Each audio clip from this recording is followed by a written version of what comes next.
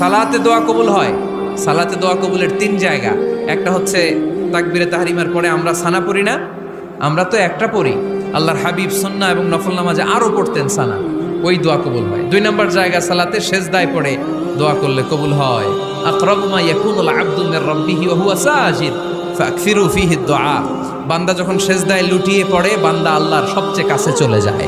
তা কিন্তু বিশ্বনবী বলে, সেজদাটা তোমার রবের কুদরতি পায়ের উপরে পড়েছে।